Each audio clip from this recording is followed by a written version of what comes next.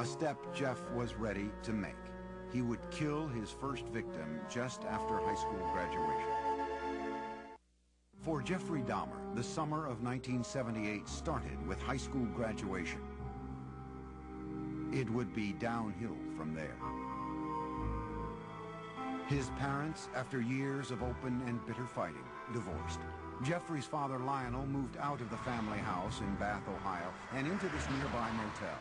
Unbeknownst to Lionel, Jeff's mother took younger brother David and moved to Wisconsin. Jeffrey found himself home alone. Jeffrey was 18, and like most teens his age, he had active sexual fantasies. But Jeffrey's deviated from the norm to include thoughts of killing his lover. Now the isolation of the empty family home gave him the opportunity to act out those fantasies. Just weeks after graduation, Jeffrey picked up a hitchhiker along the road. It was 18-year-old Stephen Hicks. I wish I just kept on going, but I didn't. Turned around, picked him up, and that's when the nightmare became a reality.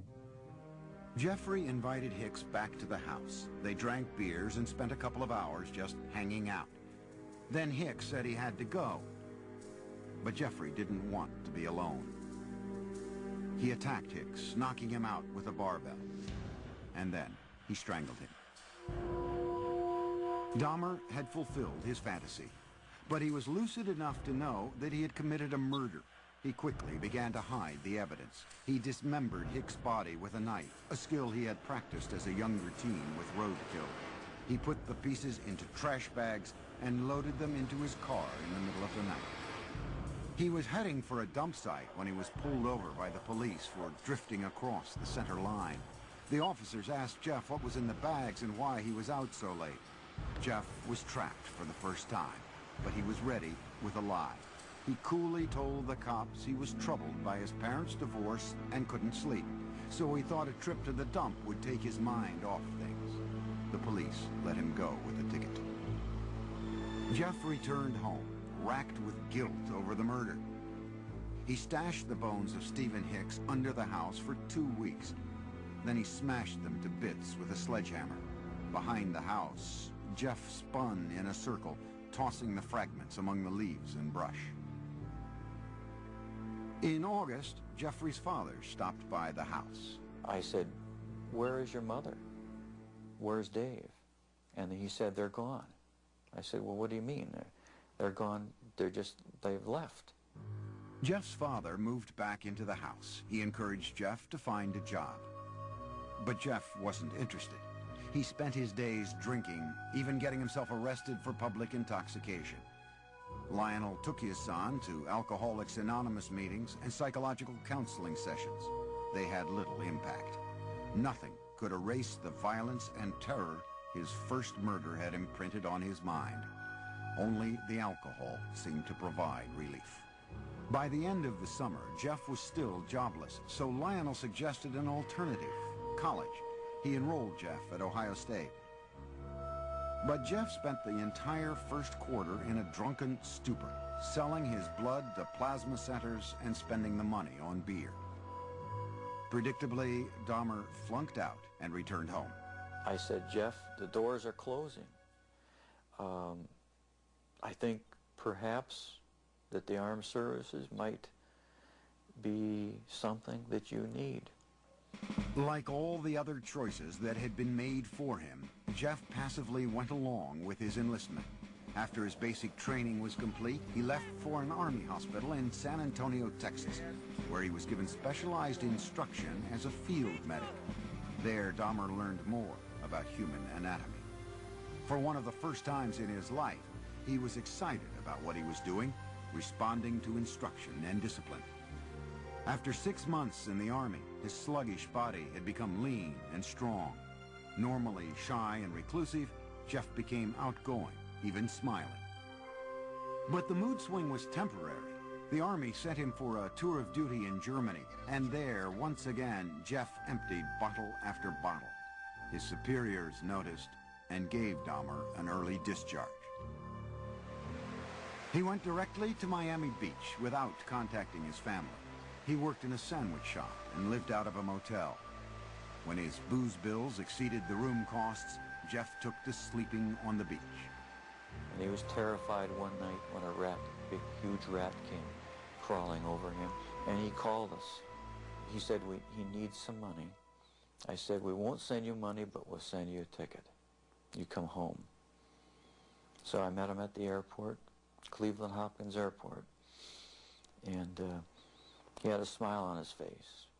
But as I got closer, it wasn't a smile of happiness, it was a smile of inebriation.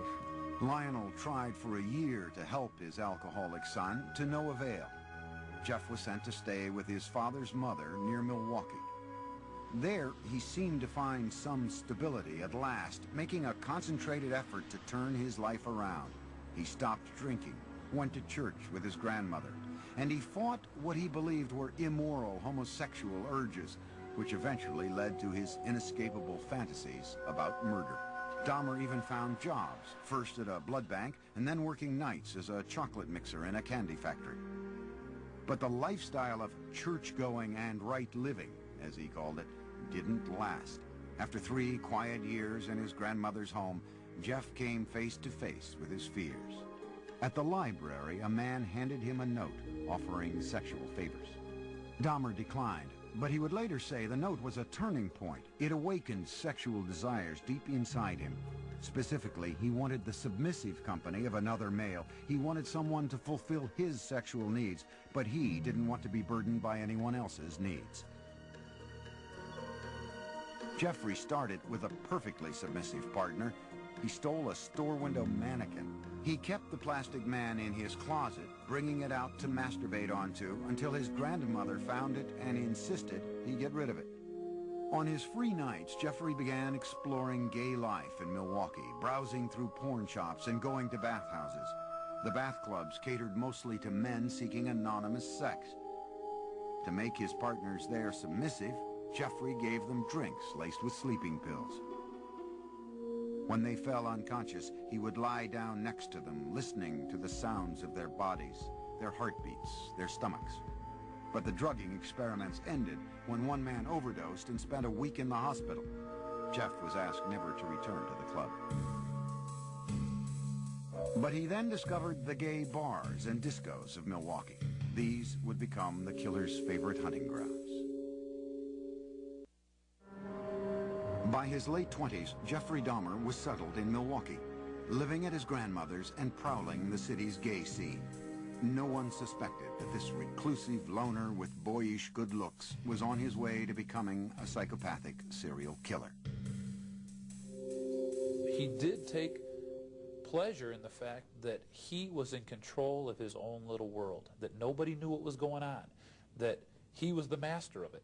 Dahmer could fit in with any group, and you wouldn't say, oh, he must be crazy, or he must be a killer. That's why he was so successful. He was not a repulsive individual. Certainly not in Milwaukee's gay nightclubs. We have it on good facts that he was considered somewhat of a honey in the gay community, that people found him attractive. Several people told us that he was the kind of guy that you wanted to take care of, you wanted to baby him. But Dahmer had very specific requirements for his men.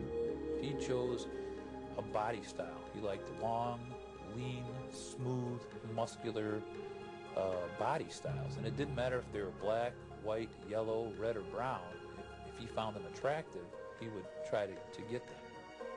In November 1987, Dahmer met 25-year-old Steve Toomey at a downtown club called 219. After a few drinks, they left the bar for a night at the nearby Ambassador Hotel. Dahmer used an old trick to get Toomey into the submissive state he craved. I had put some sleeping pills in his drink to render him conscious. And was just going to spend the night with him. When I woke up in the morning, my forearms were bruised, and his chest was bruised, and blood was coming out of his mouth.